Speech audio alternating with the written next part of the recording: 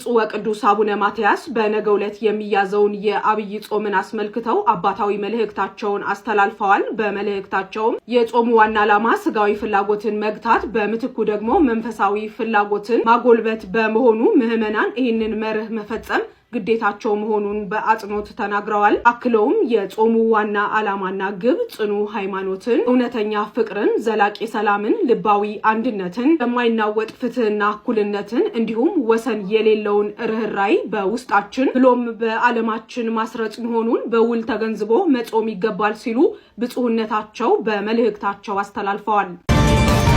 በዚህ ሰዓት እንደተሰማው መረጃ ከሆነ ፕሬዝዳንቱ አዲስ አበባ እንደሚገቡ ተሰምቷል። የቱርኩ ፕሬዝዳንት ኤርዶሃን ማክሰኞ ፌብሩዋሪ 17 አዲስ አበባ ለመግባት ፕሮግራም መያዛቸው ተዘግቧል። ከአዲስ አበባ አስቀድሞ ነገ ሰኞ ከተባበሩት አረብ ኤምሬትም ፕሬዝዳንት መሐመድ ቢን ዛይድ ጋር ውይይት ለማድረግ ቀጠሮ መያዛቸው ተገልጿል።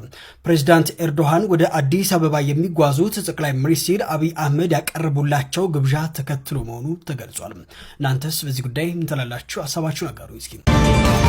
እነዚህ ጠቅላይ ሚኒስትሮቹ እንዲፈገግ ያስባላቸውና እንዲሁም ደግሞ እጅ ለእጅ ያያያዛቸው ጉዳይ ምን ሊሆን ይችላል ብላችሁ ታስባላችሁ?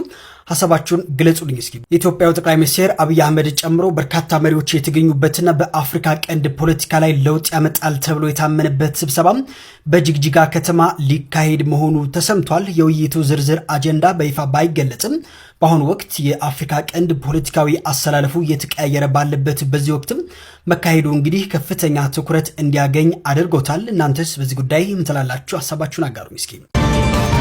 ሞት በኢቢኤስ ደጃፍ ላይ ቆሞ የቤተሰቡን አባላት ነጥቆ መውሰዱን ቀጥሏል። በአንጋፋው ጋዜጠኛ አስፋው መሸሻ ጀምሮ በቅርቡ ደግሞ ተወዳጁን ነጻነት ወርቅነህን አስከትሎ አሁን ደግሞ የጣቢያውን የጀርባ አጥንትና መስራች የሆነውን አማን ፍሳጽዮንን ወስዶታል። ኢቢኤስ ከባድ የሐዘን ማዕበል ውስጥ ይገኛል። አማን ፍሳጽዮን የዛሬ 17 ዓመት ገደማ ኢቢኤስን በባህር ማዶ ሲመሰረት ዓላማው አንድ ነበር፣ የኢትዮጵያን ባህል ወግና ሴት ለዓለም ማሳየት። በእርሱ ጥረትና ራዕይ ኢቢኤስ በሚሊዮኖች ቤት ውስጥ የፍቅርና የደስታ ምንጭ መሆን ችሏል። አማን ዝምተኛ ግን ታላቅ ስራዎችን የሰራ ለብዙ ጋዜጠኞችና ባለሙያዎች የህልማቸው በር ከፋች የሆነ መሪ ነበር። ዛሬ ይህ ባለራዕይ ሰው ህይወቱ አልፏል። ነገር ግን የተከለው ፍሬ ኢቢኤስ ይቀጥላል። ለመላው የኢቢኤስ ቤተሰቦች መጽናናትን እንመኛለን። ሉላ ገዙ ያጠፋሁት ነገር እንኳን ካለ ይቅርታ አድርጉልኝ ብላ መጠየቋ በሁላችንም ዘንድ ግልጽ ነው። ያንን ተከትሎ መቅደስ ደበሳይ አንድ ሐሳብ አጋርታ ነበር። ሉላ ገዙ ላይ አንድ ሐሳብ ተነስቷል። ይህንን በሰማው ጊዜ እጅግ አዝኛለሁ። ነገር ግን እኔም ድንገት ነው የተሰናበትኩት። ስንብቴን እንኳን የነገሩኝ መጨረሻ ሰዓት ላይ ለወጣ ሰዓታት ሲቀሩኝ እንደሆነ ብቻ ነው ማቀው። ነገር ግን ይቅርታ እንኳን ብትጠይቂ ሰዎቹ የሚሰሙ አይደሉም። የራሳቸውን ውሳኔ ወስኖ ሊያሰናብቱሽ ይችላሉ። ነገር ግን ስለዚህ ተዘጋጅተሽ ጠብቂ።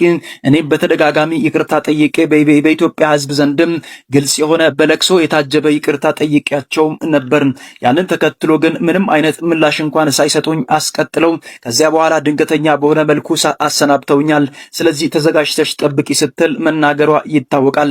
ያንን ተከትሎ ሉላ ገዙ በራሷ ዩቲዩብ ቻናል ልትመጣ እንደሆነና ሉላ ሾው የተሰኘ ፕሮግራም አዘጋጅታ ልትንቀሳቀስ እንደሆነ መረጃዎች ወጥቶ አጋርተን ነበር። ዛሬ ደግሞ በይፋ እንደዚህ ሆኗል። ሉላ ገዙ ይቅርታ እንኳን ብትጠይቅ ኢቢኤስ ቴሌቪዥን አሁን ባለው ሁኔታ ውሳኔን ሉላ ላይ አስተላልፎ ዛሬ የነበረው እሁድን በኢቢኤስ የተሰኘ ፕሮግራም ያለ ሉላ ሙሉ በሙሉ ተከውኗል። ሙሉ በሙሉ መቋረጡ መረጃዎች ተሰምቷል። በሉላ ገዙና በኢቢኤስ መካከል ያለ እርምጃ ለአንዴና ለመጨረሻ ጊዜ መቋረጡና ለአንዴና ለመጨረሻ ጊዜ ሙሉ ተቋርጦ ሉላ ገዙ የዛሬ የነበረውንም ቀረጻ ሳትሳተፍ ከዚያ ቤት ተሰናብታ የራሷን ዩቲዩብ ፕሮግራም ይዛ ልትመጣ እንደሆነ መረጃዎች ወጥቷል። ይህንን መረጃ ባጠናቀርንበት ሰዓት እንኳን ዩቲዩብ ቻናላቸው ላይ ገብታችሁ ብትመለከቱ ፕሮግራም ያለ ሉላ ገዙ ተከውኖ ዛሬ ተፈስቷል። ቀደሞ በሰራናቸው ቪዲዮዎች መካከል አንዳንድ ሰዎች ለማመን ቢቸገሩም ነገር ግን ሉላ ገዙ ለአንዴና ለመጨረሻ ጊዜ ከኢቢኤስ ቤት መሰናበቷ ተሰምቷል። አንዳንዴ ፈተና ሲበዛባችሁ ማለት ነው ወደ በረከታችሁ ስለተቃረባችሁ ነው። ግን ደግሞ በረከታችሁ እንደተቃረበ ለማወቅ ከመንፈሳችሁ ጋር ቀረቤታ ያስፈልጋችኋል። ከእግዚአብሔር ጋር መቅረብ ይኖርባችኋል ማለት ነው። እኔ ከምታስቡት በላይ ከእግዚአብሔር ጋር ቅርብ ነኝ። ያ ስለሆነም የሆነ ፈተና ሲመጣብኝ ያ ፈተና ጊዜያዊና የሚያልፍ እንደሆነ አውቃለሁ። ባዝንም ከልቤ ከውስጤ አይደለም። የሆነ ነገር ያዝናል፣ ግን ደግሞ መንፈሴ ሰላም ነው። ሰላምን የምታገኙት ለካስ ከእግዚአብሔር ጋር ቅርብ ስትሆኑ ነው። ሁሌም ጸሎታችሁ ልባችሁ ላይ ሲሆን ነው። ጸሎት ማለት ቤተክርስቲያን ሄደ መጸለይ ብቻ አይደለም፣ ተመርከከ መጸለይ ብቻ አይደለም። ጸሎት ማለት እግዚአብሔርን ማስታወስ ነው። በልብህ እግዚአብሔር እንዳለ ማወቅ ነው።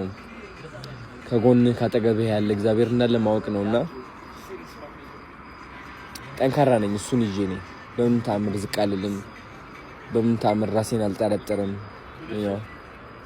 እተማመናለሁ ሁሉም ነገር ለከፍታዬ እንደሚያደርገው። ወዳችኋለሁ።